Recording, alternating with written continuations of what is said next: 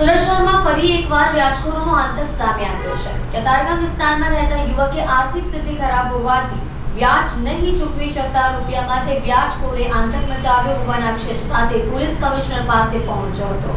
કતારગામ વિસ્તારમાં રહેતા પિયુષ માંગુકિયા 11 મહિના પહેલા વેપાર ધંધા અર્થે હરેશભાઈ ઝડફિયાના હસ્તક ભરતભાઈ ઝડફિયા અને જિગ્નેશભાઈ ઇટાલિયા પાસેથી વ્યાજે મેળવ્યા હતા। ધંધામાં આર્થિક નુકસાની વેઠવાનો વારો આવ્યો હતો, જેથી તેની આર્થિક સ્થિતિ ખરાબ હોવાને કારણે વ્યાજ ચૂકવી શકવાના સક્ષમ નથી તેવી તેમને હરેશભાઈ ઝફડિયાને કહ્યું હતું। ત્યારે હરેશભાઈ ઝફડિયાએ જણાવ્યું હતું કે આ રૂપિયા ભરતભાઈ ઝફડિયા અને જિગ્નેશભાઈ ઇટાલિયા પાસેથી લીધા છે તો વ્યાજ આપવું પડશે કહી માનસિક રીતે હેરાન કરતા હોવાના આરોપ સાથે ન્યાય મેળવવા પોલીસ કમિશનર પાસે પહોંચ્યો હતો।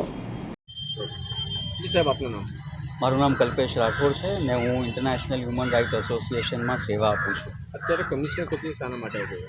હાલ હું મારી આઈએચઆરની ટીમ શ્રી જયેશભાઈ ગુર્જર, હરીશભાઈ ગુર્જરનાઓ અમે તમામ લોકો એક આવેદન લઈને આવ્યા છે, જેમાં સીપી સાહેબને રજૂઆત કરવાની છે કે એક વ્યક્તિ જેનું નામ પિયુષ મંગુકિયા છે તે છેલ્લા 11 મહિનાથી વ્યાજખોરોથી હેરાન થઈ અને અરજી પર કરી મૈદરપુરા પોલીસ સ્ટેશનના ધક્કા ખાય છે। આગ સાહેબની ત્યાં પણ ઘણીવાર મુલાકાત લઈ ચૂક્યા છે, પણ એને આજ દિન સુધી ન્યાય મળ્યો નથી। આ પ્રકરણ આ પ્રકારે છે। આ પ્રકરણની અંદર છેલ્લા 11 મહિનામાં પિયુષભાઈ મંગુકિયાએ એવી રજૂઆત કરી છે કે હરેશભાઈ એમના હસ્તકે એમને 20 લાખ હરેશભાઈ ઝડફિયા એમના હસ્તકે એમને 20 લાખ રૂપિયા વ્યાજે લીધા હતા અને વ્યાજ ધંધામાં નુકસાની થતાં એ વ્યાજ ચૂકવી શકેલ નહીં, જેની રજૂઆત એણે કરી હતી કે હું હાલ વ્યાજ ચૂકવી શકતો નથી। તે છતાં વ્યાજ હરેશભાઈએ જણાવ્યું કે ભાઈ હું આ પૈસા ભરતભાઈ ઝડફિયા અને જિગ્નેશભાઈના છે એટલે હું વ્યાજ તો બંધ કરી શકીશ નહીં અને તારે વ્યાજની રકમ તો ચૂકવવી પડશે। તેના ઓડિયો, વિડીયો અને ડોક્યુમેન્ટરી એવિડન્સો ખરા, બરાબર, જે અરજીના મારફતે અરજીના તપાસના કામે આપેલા હતા, તે છતાં એમાં કોઈ કાર્યવાહી થઈ નહીં।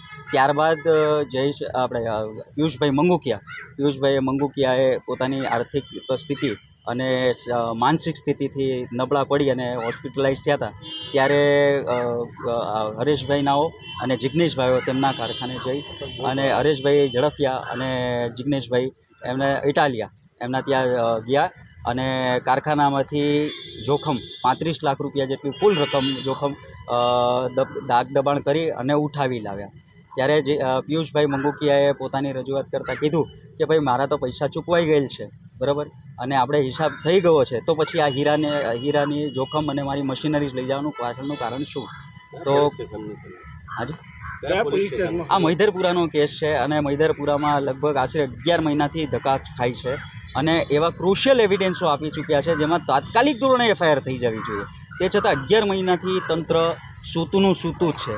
હવે ખાલી પ્રશ્ન એટલો જ છે કે કેમ તંત્ર સૂતું છે, બરાબર? ડોક્યુમેન્ટરી એવિડન્સો આપ્યા છે, ઓડિયો એવિડન્સો આપ્યા છે, જેમાં કબૂલાત કરી છે સામેવાળાએ કે 20 લાખ રૂપિયા વ્યાજની રકમ તારે ચૂકવવાની છે। એક સીસીટીવી ફૂટેજ છે જેની અંદર દેખાય છે કે વ્યાજના રકમ માટે દાગ દબાણ કરવા એ લોકો ઘરે આવે છે, ત્યાં પોલીસ આવે છે, તે છતાં એને કોઈ ન્યાય મળ્યો નથી। તો આના પાછળના કારણો શું?